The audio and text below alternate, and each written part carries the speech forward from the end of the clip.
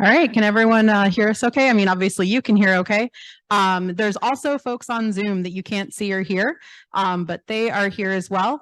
So just some housekeeping things before we get started. So the bathrooms are out in the lobby. So if you go out to the lobby and towards where you came in from the parking lot, they're often like a little alcove there in the lobby. We're going to be closing the door here in a couple of seconds. If you do have to leave, just try to do so without disturbing your neighbors. It's funny that I'm saying this because currently we only have one person here, but more people should be trickling in soon. So don't disturb any of your invisible neighbors, or I suppose if you're home on Zoom, you can disturb whoever you like. So we'll get started in just a minute here. So this series of programs that we're doing is called Neighbors Together. We're doing it to promote Literacy DuPage, which is a local organization that teaches English to adults. And we're trying to highlight the diversity of DuPage County, which the Immigrants exhibit did a really good job of doing. So Literacy DuPage recruits and trains volunteer tutors who teach English to DuPage County adults. They've been around since 1972, equipping a big-hearted army of tutors to work side by side with adults who want to learn English or improve their comprehension, speaking, reading, or writing. So please consider volunteering or learning more if you're interested. I'm going to show a short video, literally very short, 30 seconds, about volunteering with Literacy DuPage, and we also have some handouts in the back of the room and on Zoom. So bear with me here while I share this. Let's see.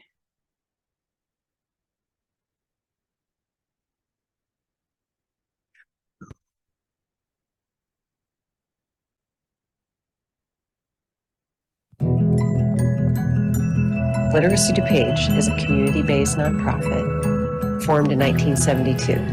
Our mission: to provide accessible and customized tutoring to adults in DuPage County and help them in English with their reading, writing, speaking, and listening skills. It's much more than just, I know how to speak English so I can teach English. Tutors have empathy. There's a degree of compassion. To work with adults is really special.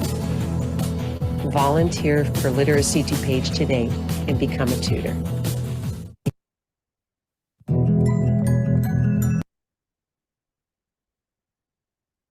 See, I wasn't kidding. That really was very short. So I'm going to go ahead and switch over now to Dave Oberg, who was kind enough to come from the Elmhurst History Museum to talk about a really cool exhibit around immigrants in DuPage County that happened at the History Museum a while ago. So bear with me. I'm just going to get his PowerPoint up here. Let's see.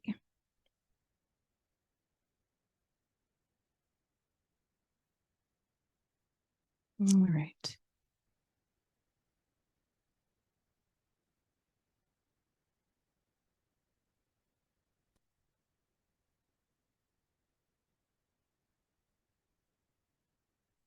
All right, so without further ado, I'm going to turn it over to Dave. Thanks so much.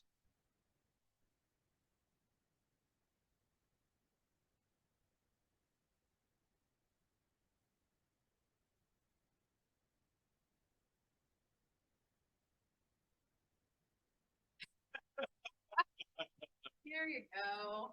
All right. Well, very happy to be here today. If you're on Zoom, if you want to use the chat and wave or something, let me know you're there. I think that'll be fun. We're going to do a little recap today about an exhibit we began in October of 2022 and rolled into the spring of 2023 called In Pursuit of Happiness, Immigrants in Our Communities. It really was an absolute labor of love. It was a terrific exhibit, and I'm really proud of the team that put this together. We're going to share a little bit about why we created the exhibit. We're going to share a little bit about the evolution of immigration in the United States as part of the storyline, and then I'm going to share some personal stories from some of our immigrants. We're focusing particularly on the post-World War II period with the last part of my program. Because we found we had a real dearth of stories in our collection when we began the process 2 years ago. And I have to say now it is overflowing, and that's the way it should be. It is very near and dear to my heart as well. My wife Sonali's parents came to the United States from India in 1969. And as I listened to a lot of the interviews and we were sharing some of the stories, I'm like, this all sounds very familiar to me. There are a lot of parallel stories here and definitely a lot of fun here. So I want to do, let's see, slideshow from beginning here, right? We go. Okay. So you should be able to see full slide there, right there. So just to kind of frame this a little bit, the United States is home to over 40 million immigrants, more still than any other nation on the face of the planet. President Kennedy. Fix it. That was my fault. Yep. All I know is that when you have the historian do your tech support, you're really in trouble. I'm an excellent telegrapher, but that doesn't come in as much handy in the 21st century, probably.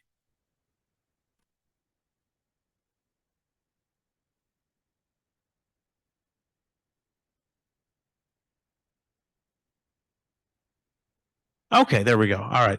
So as I said, the United States is home to more than 40 million immigrants a day, more than any other country in the world. President Kennedy described our country as a nation of immigrants and even authored a book under that title. And in our area, Chicago is still a very strong magnet for immigrants. And the suburbs, I should say as well, are increasingly home to a larger foreign-born population as job opportunities have expanded, especially around the I-88 tech corridor, making this a real draw for people from all over the world.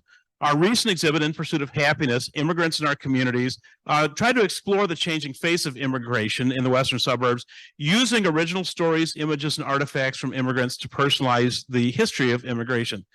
As I said, a nation of immigrants. So the impetus for this exhibit came from two different factors. One is in 2019, we sat down with a number of educators and talked about, if we're going to run some exhibits, particularly in the fall, winter, and spring, where are some areas in the curriculum where you really need help with state and local curriculum standards and teaching guidelines? And they identified immigration as definitely one of those topics that they could use a lot of help with. At the same time, we did an internal audit, our team did, and we noticed that while we had done a very good job of telling the story of immigration in the 19th century, in the early 20th century, we had just this cavernous hole in our collection of stories and artifacts and photographs in the post-World War II environment. And, I'm of an age where I say, well, post-World War II, that's not that many years. Well, no, it's about 80 now. That's a lot of time to fill. And so we recognized this was going to be a pretty heavy lift for us to fill that gap. And so over the next 2 years, we really worked to address that topic and to really talk about all the sweeping changes to immigration policy that happened in the post-war period, how the Elmhurst and the western suburbs changed during that time period. And so we partnered with Sandy Denninger, who is a longtime Elmhurst History Museum volunteer and wonderful museum professional, to kind of seek out stories and artifacts and help us connect with some of the local organizations that can help us find additional individuals to share their stories and foster a number of different connections there. So a major thrust of the new exhibit was going to be sharing immigrant stories in their own words. We wanted to put human faces to the exhibit. And so we lined up a series of oral histories, which we videotaped and conducted with Sandy Denninger and our curator of collections, Dan Lalonde. And as I said, the idea was to give kind of a personal face to all of this and to really make it relatable and do this on a human scale. In addition, Sandy Denninger and our supervisor of education services, Jess Wandersee, built a number of bridges to immigration-related organizations in DuPage County and beyond, including Immigrant Solidarity DuPage, the Jilin Foundation, the International Club at York High School. And you can see just a short listing of some of the museums and different cultural partners that we engaged in this project to really give it some meat. They also served as very important partners for a variety of different programs that we designed around the exhibit to amplify its message. And then Denninger worked with our former curator of exhibits, Dan Bartlett, to install a very meaningful, colorful exhibit full of rich history, important artifacts, and a really compelling storyline that resonated well with our visitors. So the exhibit opened October 28th, ran through May 15th, a little longer than we typically run an exhibit, but they gave us a lot of time for teachers and students to book field trips and experience the exhibit. The longer timeline let us connect with a lot of adult and senior groups that also toured the exhibit, and it let us create a just robust and compelling lineup of supporting programs that addressed a lot of different audiences and learning styles. And a lot of great partners on this. And you're seeing images of just two of those. First, we worked with Immigrant Solidarity DuPage, and we did an incredible Dia de los Muertos event at the museum. And then we also, if you see the picture of all of the smiling people and the huge crowd behind them, that's actually right here in Elmhurst at Hammersmith Chapel. We partnered with Elmhurst University and we brought in the Chicago Immigrant Orchestra, and this is an amazing group. They actually all play on instruments native to their countries, a variety of music, and they play each other's songs as well. And I've been in the museum business more than 30 years, and I have to say it's one of the most compelling and just rich and wonderful programs I've seen in my entire career. So just give you a little bit of an idea. This is the lineup of our fall and winter programs. Everything from a sneak preview for the people who helped us create the exhibit to our Day of the Dead celebration. We worked with the library as well, both working with Nestor Gomez on Immigration Stories Showcase, and we partnered with them on a book discussion on a book called American Like Me, Reflections on Life Between Cultures. That was edited by America Ferrera with a number of different people from all over the world contributing their stories. A wonderful gallery talk, a number of very colorful lectures. We also were at the Brew Point Craft in Elmhurst doing a cultural connections through coffee. One of the stories that comes out again and again, and a story I'm going to share near the end, is how coffee in particular becomes this binding agent that brings people together, and it comes up again and again and again in storylines. Our spring lineup included that Chicago Immigrant Orchestra, some fun family workshops as well, immigrant story time, and a screening of the movie The Namesake, which I have to say makes me cry my eyes out every single time I watch it, and the book is even better, by the way. And closing with a cultural crossroads celebration, which we partnered with Immigrant Solidarity DuPage, the Gilin Association, and the York High School International Club on. So let's talk a little bit. Let's about some of the storyline in the exhibit itself, and I'll just share with you a little bit about what we went into. First and foremost, let's talk about the history of immigration in the United States. It's never followed a really clear and linear path, nor has the path to citizenship. The Constitution notes at the beginning just a little bit about what a natural-born citizen is and what the requirements are to be president. And then the first Congress establishes in 1790 a criteria for foreign-born individuals to become U.S. citizens. Those criteria are very, very narrow and very, very troubling. Unless you're a white male born in Europe that comes over here and lives, there's really no path to citizenship for you in that first early definition. That's going to change dramatically with the passage of the 14th Amendment in the wake of the Civil War in 1868, which clearly defines citizenship, noting all persons born or naturalized in the United States and subject to the jurisdiction thereof are citizens of the United States and of the states wherein they reside, and are granted equal protection under the law. So we see a much broader interpretation in the wake of the Civil War. So let's talk a little bit about, as we look at immigration in those first years of settlement in our area, in DuPage County, let's talk about where people are coming from, and it's going to change a lot over time as I get closer to the future. Our original immigrant population largely reflects broader trends in the United States. In the 1840s, 1850s, 60s, and even 70s, immigrants in this area were mostly Europeans from England, Germany, Ireland, and Sweden. Our earliest arrivals filled jobs locally, and they were attracted by the Illinois and Michigan Canal, the railroad industry, mining industry, or farming in this area. Elmhurst itself, oh, let me back that up again. That's, can I page up to get back to that? I'm sorry.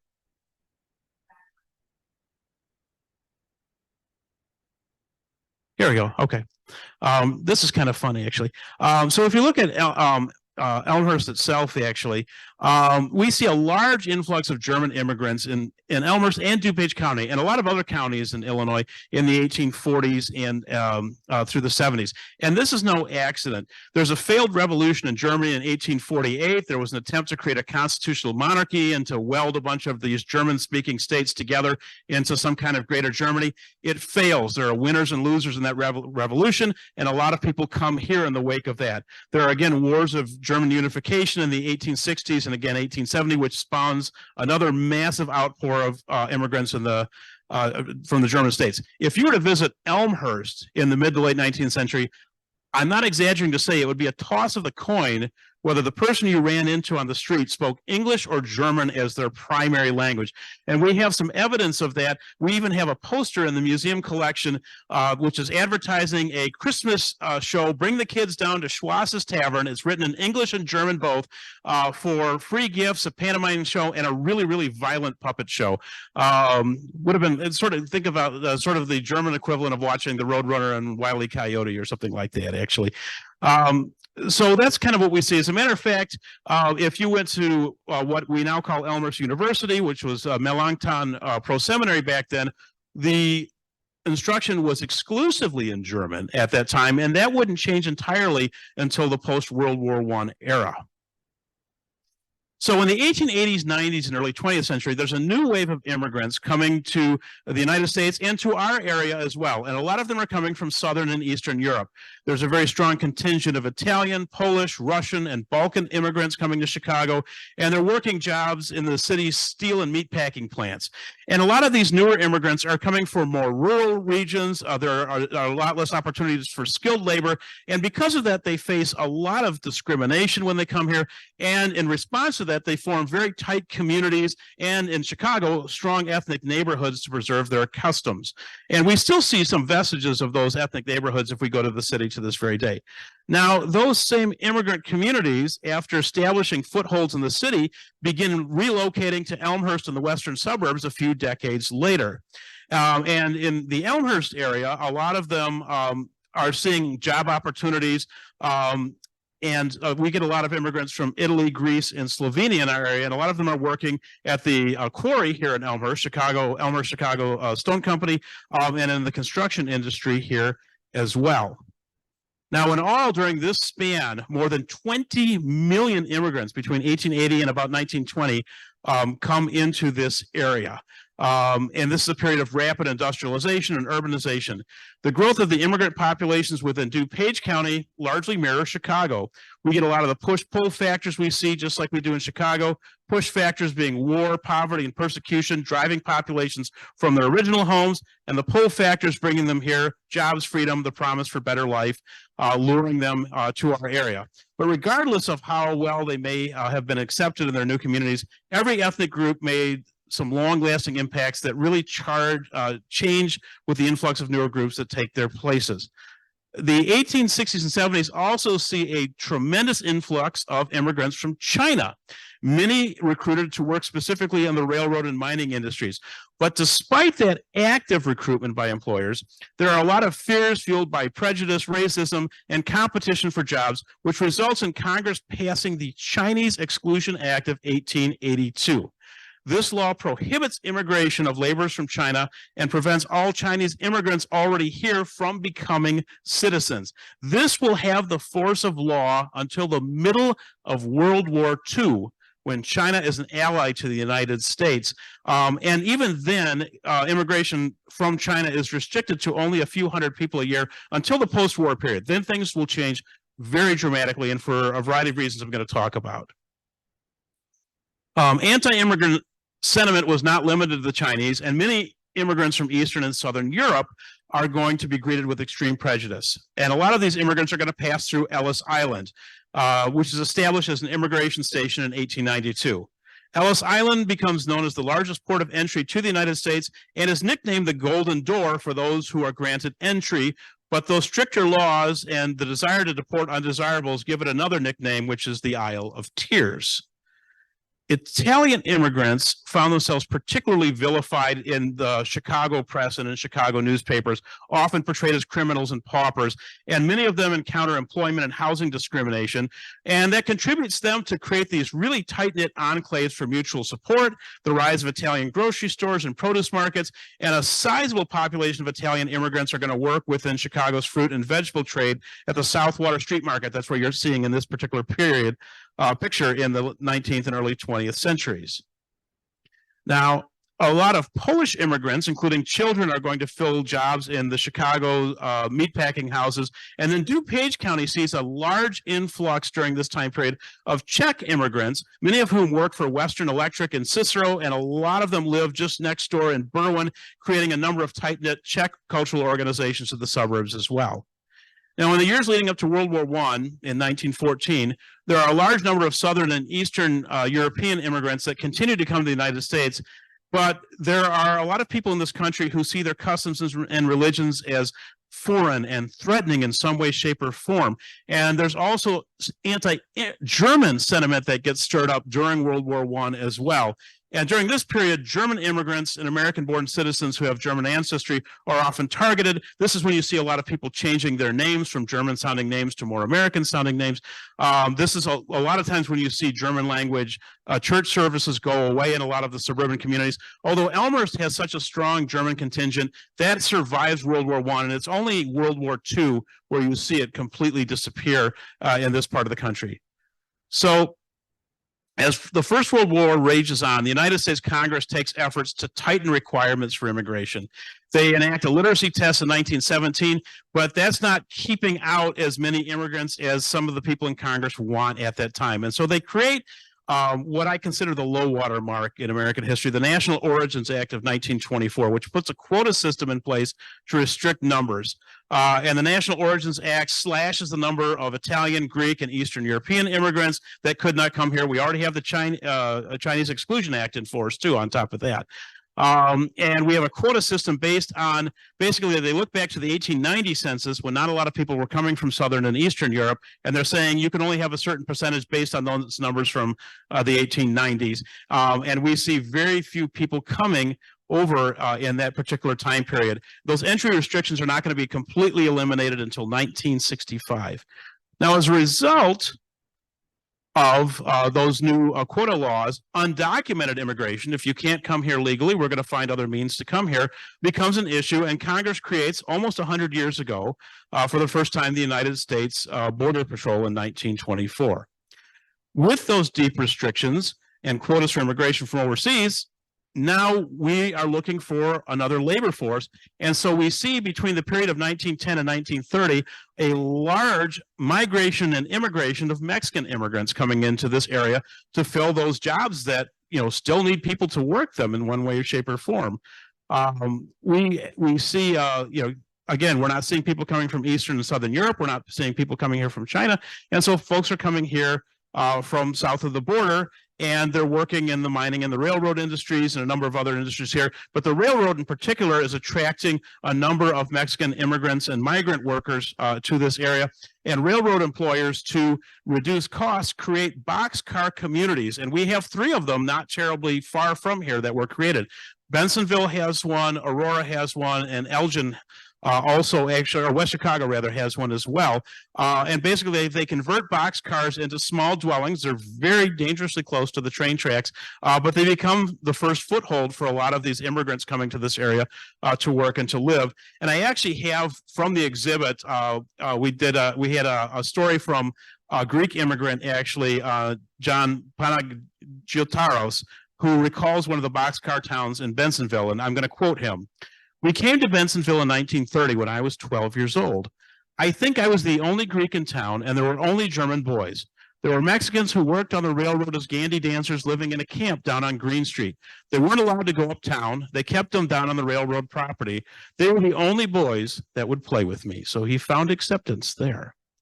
So the severe tightening of immigration during and after World War I also spurred another dramatic migration in the United States to our area in the 1910s and 20s and beyond. To fill the need for labor previously reserved from immigrants, almost 1 million African Americans from the rural South moved to urban centers like Chicago, as well as industrial cities in DuPage and Kane counties like Aurora and Elgin between 1917 and 1920, attracted by better paying jobs in factories. 1 million more would relocate in the decades to follow as well.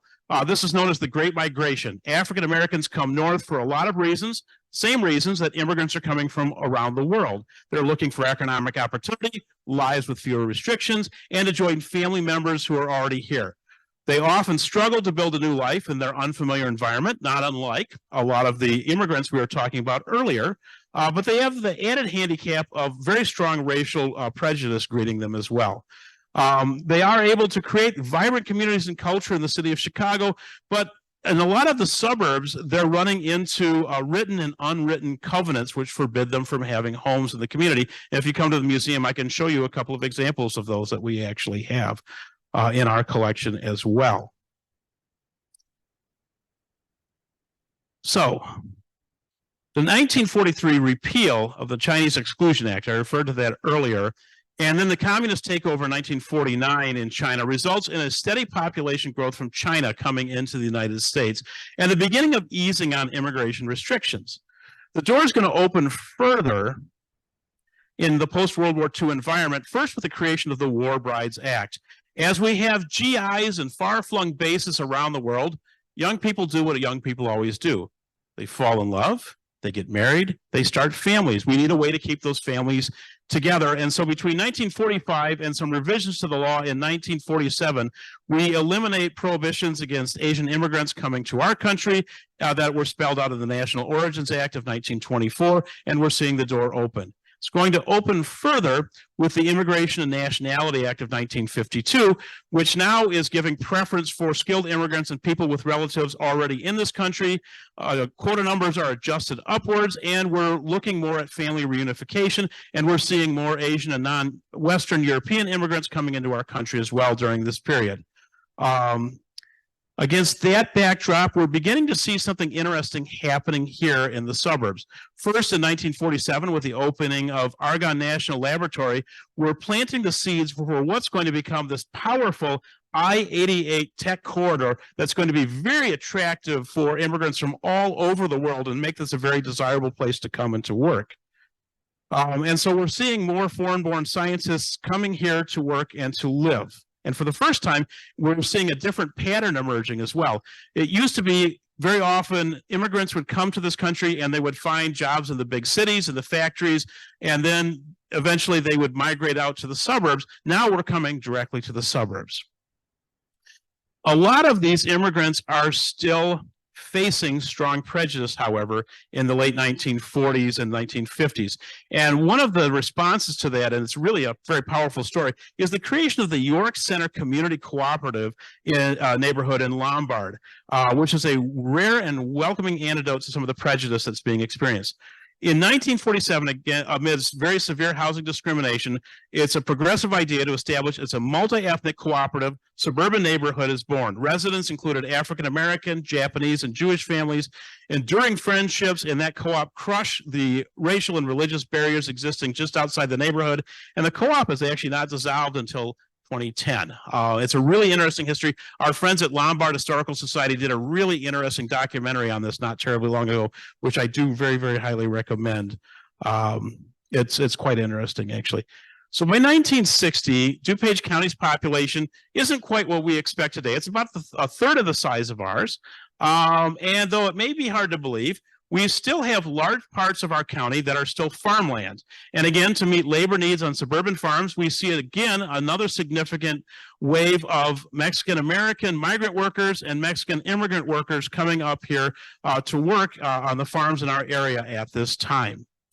Meanwhile, we're seeing these suburban industrial facilities and expressways are growing, the tech corridor is growing, and then things shift dramatically with the Immigration and Nationality Act of 1965, which is a crucial turning point in ending the discriminatory practices of the 1924 national quota system.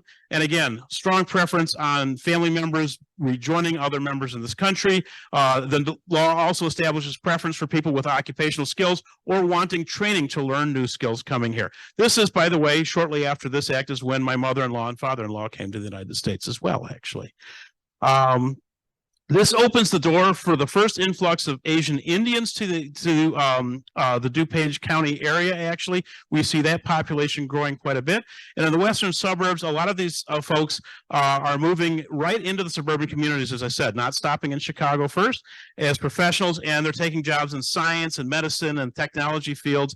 And as the family members of immigrants journey and join their families, these populations increase, especially in Naperville, Oak Brook, Hoffman Estates. Thousands of foreign-born workers fill jobs in DuPage County and are expanding tech corridor, and the western suburbs are becoming much more diverse. Fermilab is going to lend its esteem to this as well, opening in nearby Batavia in 1967. And As that happens, there are a number of organizations that are emerged to help foreign-born scientists and their families transition to their new environment, their new home. And so they create a series of cross-cultural exchanges that start with coffee socials and children's playgroups. And then in 1972, they introduced this cultural performance series in the auditorium, which is a tradition that still exists to this very day. And I highly recommend it. Fermilab is just down the road. You got to check it out if you haven't been there before. It's really a absolutely magnificent place. Now, we have a tie to Literacy DuPage, actually, as part of the exhibit, actually. Inspired by the need to address changing demographics, Literacy DuPage begins offering services to adult residents in 1972, and they serve a number of immigrants, and their students currently represent 36 different languages and 58 different countries. They were celebrating their 50th anniversary just as we opened the exhibit, which I thought was a really nice little piece of synergy here. So diversity in the western suburbs has accelerated over the last 20 years as immigrants have come to the suburbs for jobs and to raise American-born generations and reunite family. Populations in Muslim communities and those who trace their origins back to Mexico, Poland, India, and China have probably gained the most in DuPage County. These residents responded with both support and trepidation when laws were passed to combat terrorism after 9/11 and to control undocumented populations as well. Now, compared with surrounding suburbs, Elmhurst is maybe a little less diverse than some of our surrounding communities, but that is shifting and changing again. If you look at the 2020 census, you can see there's definitely a strong change, and we expect to see continued diversity growing here. Our excellent schools, our convenient location, and a lot of the amenities we have here are attracting immigrants, especially from Mexico, India, and Philippines in recent years. But our steep home prices and a little bit of less pre-existing diversity has dissuaded some new residents. But again, that is changing, and it's changing pretty quickly and pretty dramatically. And I can tell you, if you look at Elmhurst School District 205, currently we have 50 languages spoken in our school district. The most frequently spoken include Spanish, various Indian dialects, Polish, and Greek, and the number of English language learners has really grown tremendously in the last 8 years, with recent growth in the number of Guatemalan and Polish students in particular, and more recently Ukrainian as well. We had quite a few Ukrainian students touring the exhibit, actually, who were recent arrivals here. I will say, as diversity has increased in Elmhurst and the western suburbs, we've seen the growth of a number of different support networks and cultural organizations to help preserve and share and celebrate cultures. You're seeing two here. You're seeing the Lantern Festival from the Ji Lin Foundation, which started in 1989 and was a very strong partner with us on the exhibit. They teach the Chinese language, provide social and health services to adults and seniors, and cultural enrichment. And they've opened a center in Naperville in 2003 as well, and keep expanding their programming quite a bit. There's also been very strong growth in Islamic education centers, mosques, and stores in the area as well. By the late 70s, a few mosques and schools opened in DuPage County to serve the growing number of suburban South Asian, Arab, and African-American Muslims. And in the last 20 years, we've been seeing very strong growth, particularly in Villa Park, Lombard, and Naperville nearby. A lot of our suburban Muslims are American-born, and according to the Pew Research Center, Illinois is the state with the highest Muslim concentration.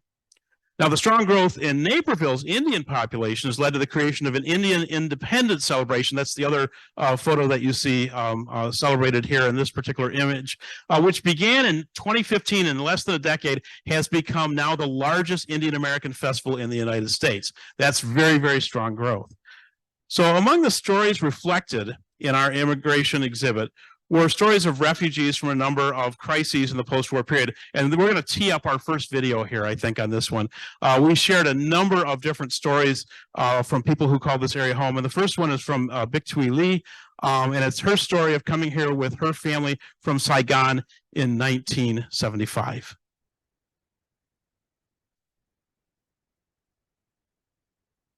Bear with me here. I'm just going to get the video shared. Let's see.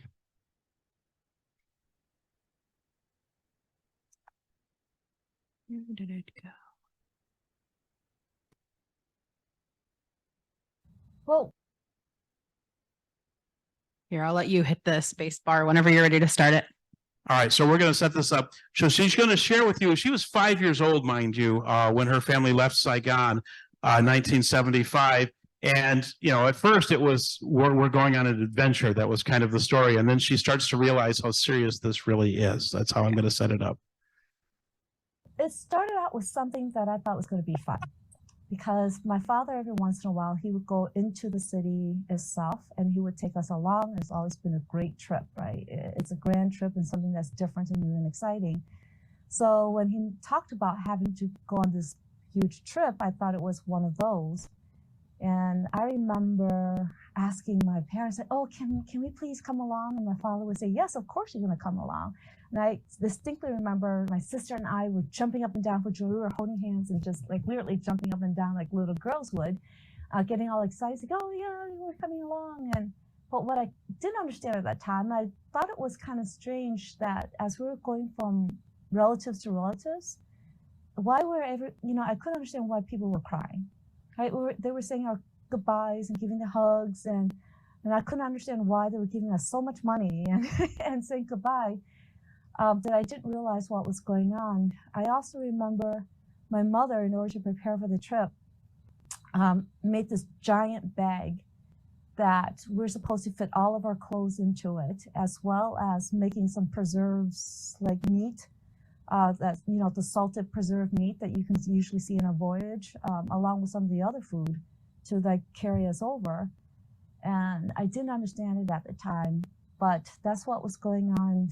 And the night that we were leaving, my parents being so anxious, and they were looking at the weather and they were praying that a miracle would happen or something would happen, because apparently what was going on is that later on, I found out that they were trying to sneak out, because if it was one of those situations that if we were to get caught, then we would have been either shot on sight or sent to concentration camp. My father would have been shot on sight as a civil servant, and the rest of us would either be shot or sent to, like re-education camp. And I heard a lot of what I thought was firecrackers then, right? There was a lot of banging and popping sound. And I thought it was just firecrackers, but then I can start to notice that there were a lot of tenseness, a lot of people running scared, and then I can see like the whole light up, backdrop where the whole sky lit up, and I can see silhouettes of people just running back and forth and making all sorts of noise and getting scared and all of that. And now, as an adult, I realize that those were actually gunshots and fires and bombs and things like that was going on, that lit up the whole sky, and it's not firecrackers as I thought. I wouldn't have been scared if it wasn't for the fact that I can feel my parents were scared, everybody else around, and it was not what it seems to be. Very powerful, powerful story, I have to say. It might be easier if I do the other videos. What do you think? And then I'll come back to the other. That's perfect. I want to actually. I think it'll be a little more fun. Maybe. I think it'll be more smooth. Yeah. Yeah, more smooth.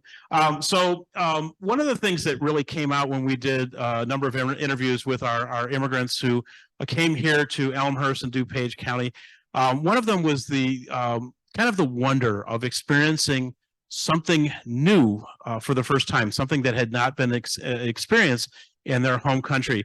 And my favorite one, and I actually look at snow in a different way thanks to this interview. Jose Meda, who came to the United States from India, shared with us his first experience of a snowfall here in the United States. And as he set up the story, he was like, you don't understand. I had never seen snow. It never snowed where I came from at all. The only time I'd seen snow was in a movie. And then here I am suddenly experiencing snow for the first time. And I'm going to let him tell his story in his own words, I think, then. All right. Am I... Gotcha. Okay. Yeah. When I came here, it was like the beginning of fall. And everybody kept talking about wait till summer. And I was like, what's the big deal about summer? But the first time it snowed, I had never seen snow before. I mean, not in reality. I'd seen it in movies and stuff like that. But when I first saw snow, I thought I was in heaven. It was just beautiful. So pretty. I still feel like that. People call me stupid about that, but people, especially living here in the cold weather, they hate it. I don't know why they live here then, but I still feel like it's beautiful, calm, serene, peaceful, Everything is so pure, you know. But that was my first impression, and I remember it snowed that first time I went for a walk, and we used to live in Hickory Hills area. There's a lot of forest preserves there. I went for a walk. I did not come back for 4 hours, and like all these people are stopping and asking if I needed a ride, and I was like, why would I need a ride? I'm enjoying this weather. And they probably thought, who's this weird guy walking in the middle of winter and doesn't want to ride? I always look at snow in a different way now after that. I really do. It gives you an appreciation. One of the other things that came out is, you know, sometimes there's a little bitter and there's a little sweet when you come to a new place. And Anna Lazik, who is one of our police officers here in Elmhurst, shared with us an experience she had at Baker Square where there was some delight and then there was some hesitation as well about, oh, what have I gotten myself into? And I absolutely love this story. It was October 11th, almost midnight, when we went to, I landed and he took me to Baker Square in LaGrange. And I drink black coffee, and I remember trying apple pie and French silk pie, and I was in love. I was like, oh, this is the best thing ever. And then I ordered coffee. And I tried it, and I was like, what is this? And it was plain black coffee, no sugar, Baker Square coffee. And I was like, I think I'm gonna go back. So he was like, calm down, it's okay. There is Serbian coffee here. You'll be able to find it and to buy it. So what I brought with myself is a little pot that we use to boil the water to cook coffee, and a little manual coffee grinder. So that was 2 things that I brought with me, because for real, that was a deal breaker for me. Like, I need that, and I still drink that. First thing after the Baker Square to fix my bad mood, I guess, he took me to Walmart. We don't have anything like that back home. Even today, I miss that, because when I was in Serbia last month, I had to buy medicine, I have to go to pharmacy, I have to buy shoes, I need to go to one store, I have to buy food, I need to go to the different store. So I was like, I miss Walmart, everything is in one spot. So he took me, and mind you, it was October, so Halloween, so all the candies. And I bought 5 pounds of M&Ms with peanuts, and I was eating them for like 3 weeks, and then I didn't eat M&Ms for like 2 years. But yeah, that was all the small things that you guys see every day. To me, I was like, oh my God, I've never seen anything like the 5 pounds of M&M peanuts. I mean, that's, to me, that was like unbelievable. But all those small things that people like, whatever, to me, I was like, oh my God. So we asked each of the folks we worked with on this exhibit to lend us a couple of artifacts and images to help tell their story. Anna lent us the coffee grinder and the coffee pot she talked about as something very meaningful she brought with her from Serbia. And one of the other stories, you know, we've come a long way, I think, in the United States, but prejudice is still something that's very much with us today, and immigrants still face it, and sometimes it comes from very surprising places. And I want to share one of the stories that Emil Haddad shared with us. And those of you who live and work in Elmhurst probably recognize the Haddad name. Emil and Jackie really did a lot in this community, and still do a lot. Their daughter, Jackie Tamer Haddad, is our city clerk, actually. And this story took place, begins on 9/11, actually. There was a club that we belong to. It's a regular social club of Lebanese and Syrian Americans, and that club was a member of the Midwest Federation of American Syrian Lebanese Clubs. So we were automatically in that federation.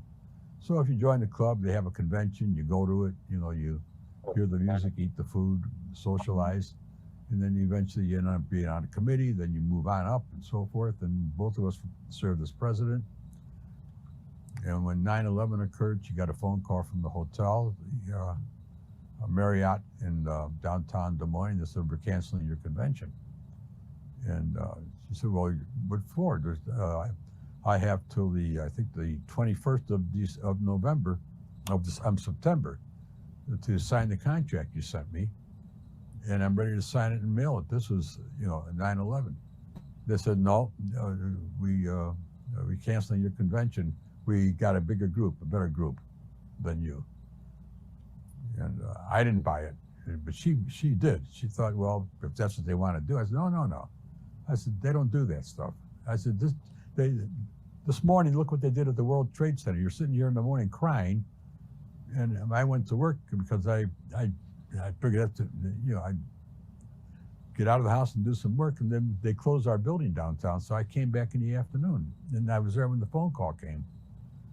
And she couldn't believe it would happen. And so she asked my daughter, Jackie, call that hotel. It was like a week later, to see if they have space for a wedding on such and such a date next year. I forgot what dates they were, Jackie. And they told her, oh yeah, we got plenty of room. We had a big cancellation. We had plenty of room. So then we called the Justice Department, and they got in on it. This is Marriott. And they said, oh, we had a big group, and they were on a short list, and they asked for the name of the group. They called them, and nobody knew about it. So they settled with the Federation for $115,000. And we ended up at the convention in Troy, Michigan at a Marriott. So it worked out better for us. I have to say that story was kind of a little bit of a gut punch for me when the first time I encountered it. But the Justice Department did the right thing and did right by them, I have to say. It's a pretty powerful story, but it's a reminder that a lot of our immigrants are still dealing with some deep-seated prejudices to this very day. I'm going to go back and just kind of finish up a couple pieces in the PowerPoint itself. And then if anybody has questions, you can queue them up either in the chat, and I'd be happy to address any of those. So let me continue on then. Oh, I am frozen. Let's see. There we go. Okay. So again, we were listening to Bictui Lee's story. Coming here, since the Refugee Act of 1980 was passed, more than 4 million people have come to the United States due to racial, religious, social, or political persecution, warfare. Resettlement is something that is still ongoing, and this story has some real immediacy. Right before we opened the exhibit, we saw the war in Ukraine begin, and just before that happened, August of 2021, you saw the Taliban take over Afghanistan as well, precipitating some refugee crises here, and a number of our local organizations responded very strongly to that. Yorkfield Food Pantry certainly did, and here you've got some images, an image from the Islamic Foundation, my neighbors down the street in Villa Park, where my wife and I live, actually responding as well. We did also talk about undocumented immigrants and DACA in the exhibit as well. This is something that has been part of American history, undocumented immigrants, really from the very, very, very beginning. And it's something that's certainly a lightning rod for some people, but and folks have very strong opinions about undocumented immigrants, but most will agree that education and even citizenship access should be available to undocumented minors brought here, many of whom have no touchstone whatsoever to their birth countries. It's interesting, though, when we think of undocumented immigrants, the focus is usually on border crossings, but actually a lot of our undocumented populations in this country are people who overstay visas. That increasingly accounts for a number of people who do not have legal permission to live here permanently, and it does carry the risk of deportation or a ban on re-entry as well. So we wanted to talk about that in the exhibit as well. And did address that and talked a little bit about the DACA program created in 2012, Deferred Action for Childhood Arrivals. About 600,000 DACA recipients living in the United States today. There is not actually a path to citizenship, but there is a path to getting a driver's license and granted to some selected applicants, and still becomes a dramatic issue, especially in political years. Also, we want to take just a minute in the exhibit and talk about what it takes to become a citizen of the United States. Today, you go through the naturalization process. You basically have a permanent, if you're a permanent resident, that is, you have a green card and you're in the country for 5 years, are at least 18 years old and of good moral character, you can pass an English language test and a United States civics test to become a citizen, or if you marry a U.S. citizen, you can apply after 3 years. And we decided just for fun to actually put 10 questions from the citizenship test on a touchscreen in the exhibit, and you could try your hand. You basically are given a list of 100 questions. You're going to be asked 10 of them. It's an oral exam. It can be very, very tense. And you've got to get at least 6 of those 10 correct to pass the test. I can tell you that a recent survey conducted by the Woodrow Wilson National Fellowship found that only 36% of us native-born people can actually pass that test, as opposed to 91% of immigrants. And I will tell you, as a guy who was a history major and a political science major both, I took the quiz thinking, well, I'm going to ace this, I'll get all 10. I got 9 out of 10. I got one wrong. It's tougher than you think. I'm going to tell you that right now. But we thought we wanted to have folks have a little bit of that experience as well. So again, I set up the story of this is Jose Meda and his family owns Meda Motors and my car wash here in Elmhurst. I set up Jose's story a little bit. I set up Anna's story already. One of the other things I wanted to talk about is we asked the immigrants who were involved in creating this exhibit to loan us some images and some things they brought with them that they thought were particularly important. And this was an especially moving part of the exhibit, just because you would see, it could be everything from childhood books, a report card. You'd be surprised at how many of those came. Family photos, just a small family heirloom, an item of some religious significance, recipes often, cooking utensils or cookware, or traditional clothing for special occasions often make the list. And it really was just a very meaningful and emotional part of the exhibit. One of the themes that came out in the exhibit as well, in a lot of the interviews and the stories that are shared, is this push-pull between the desire to preserve one's customs and traditions from back home and to embrace this broader American culture that we see here in American traditions and expectations at the same time. And when I was growing up, I can still probably sing the one of those Saturday morning cartoon songs, Great American Melting Pot. We consider the United States to be a melting pot. And that really didn't quite come out in our interviews as the case. The best quote we got was from Elaine Thermopoulos, who said of American culture, it's more like a mosaic than a melting pot. I don't think it has to be a melting pot. I think the beauty of this is because we learn so much from other ethnic groups, and you gain so much more from living here because it is multi-ethnic. So every one of us with our own special shape and our own special color, part of that broader mosaic we call the United States. And that came out again and again. People would use other metaphors, but that came out. And a number of our interviewees talked about blending their cultural traditions with American customs and practices. So here you see Big Thuy with her husband, and they're wearing traditional Vietnamese clothing for their wedding ceremony. And later she changed into a more American-style dress, and he had a more American-style tuxedo. But it was an important part of their wedding ceremony. On the other side, Uzma Munir, who we interviewed, that's her and her family, and they're all dressed in traditional clothing for the celebration of Thanksgiving. Emil Haddad, who we interviewed, and you heard a bit from him earlier, would talk about Thanksgiving. Well, yeah, there'd be the turkey, but then all the really good Lebanese treats would be all around the turkey as well. In my family, that's lamb biryani, which makes its appearance every Thanksgiving, and which is really, really good, by the way. And one of my favorite stories that came out of here, too, if you see the doll in the middle of this particular image, this doll was created. Yasmina Blackburn, who lives in nearby Elk Grove, talked to Mattel about the American Girls doll series, and she loved the fact that they celebrated different backgrounds and different time periods even. But she said, we really need a good Muslim doll, and and she needs to be able to dress up for Eid al-Fitr, the breaking the fast for Ramadan. And at first, Mattel wasn't really interested, and then she pressed them on it, and they said, you know what, you're right, we need to do it, but we can't do it right if you're not involved. So she helped them design the outfit you're looking at on the doll, actually, which I just think is pretty spectacular. We shared again some of Emil Haddad's stories. So let's kind of conclude with looking to the future. So the exhibit ran from October 28th until May 15th. Our work's not done. Our collection is fuller. We're richer. We have more stories. We have more artifacts. We have more images than we did before. We've made great connections now. but our work continues. And so what we want to do going forward is to continue to capitalize on these connections we've made with a variety of wonderful cultural organizations here. We've already transitioned some of this exhibit into an outreach program that we take into classrooms now to explore the subject of immigration as well.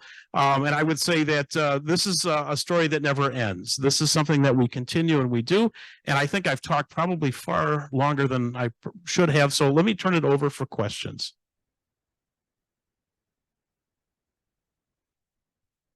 Let's see, we don't have any questions yet online. Folks online, feel free to put your questions in the chat or the Q&A, and then I'll read aloud and Dave can answer.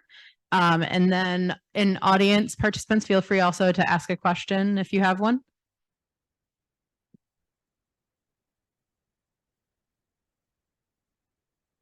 I can say it sure was fun doing this because working on this exhibit and our team, I think, really did a tremendous job. We've made friendships and we've made partnerships that are going to just make the museum a better place. This was a real labor of love, and my hat's off to our team. They really work hard on this. Yeah, it seems like the kind of thing where definitely it enriched the museum for the future too, and will weave its way through future exhibits. Yeah, next year I got a state grant and we're going to be putting in a small public performance space on our property. And the idea of being able to do some concerts and storytelling events and things with some of these partners that we've built bridges with just excites me. And I think it's going to be a great step forward for the organization. Sounds like a lot of fun. Let's see, I'll give it a couple more minutes just in case people are furiously typing on the other end. Let's see. What would you say were some of your favorite stories that maybe didn't make it into the presentation, like some of your favorite videos that you didn't share today? Oh yeah, that's always a really tough thing because I tried to pick a few videos that were short and succinct, and you can do a quick little 3-minute loop and kind of crystallize and get that story. And some of the stories go on a little longer, but they're really interesting. One of the folks we interviewed, I think I mentioned her family, Uzma Manir. They all dressed up for Thanksgiving, wearing traditional clothing. It's a big deal. This is part of how they celebrate. And she really got into that push-pull relationship between, her culture and American culture, and not just Thanksgiving, but when she got married, you've got some of the traditions of, and my wife did this too, actually, wearing a Mangal Sutra. It's a wedding necklace that's used in a lot of Indian ceremonies, actually. And it's as important as the wedding ring I'm wearing right now. And that became a part of her tradition and story. And also she would talk about growing up and being kind of self-conscious about, well, my food isn't like the food that the other kids are eating, and it smells different, and they kind of give me a rough time for it. And can't I just have a bologna sandwich? And there's and that came out a lot again and again. And as she was saying those things, I'm like, oh my gosh, I can hear my wife's voice echoing in my ears because she talked about the same things growing up as well. But I will say, as she got older, embracing that and celebrating that tradition became very important to her as well.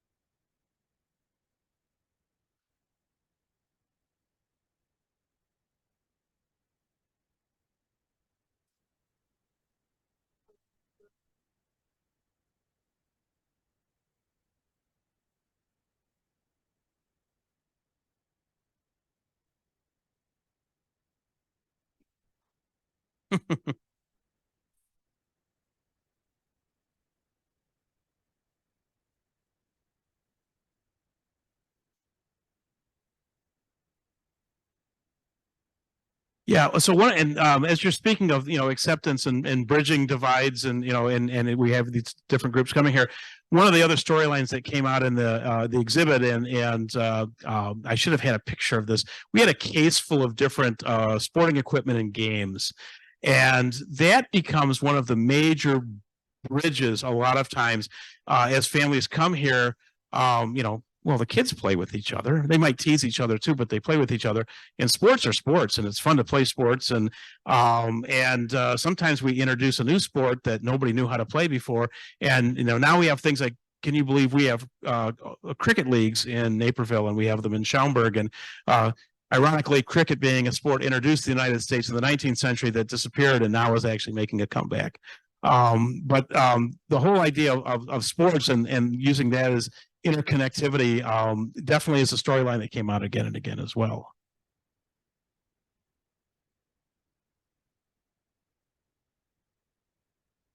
All right, any other questions? Looks like I still don't have any questions online, so I think we can call it. I want to thank everyone so much for coming. We are going to upload this video onto YouTube. I want to say the History Museum said we could have it up for quite a while, so you don't have to rush to watch it. So we'll send that up once we have that on our YouTube channel, and thanks to the History Museum for being generous enough to let us keep it up for a while. And I just want to thank everyone so much for coming, Dave and all the attendees. Well, thanks for having me. Thank you.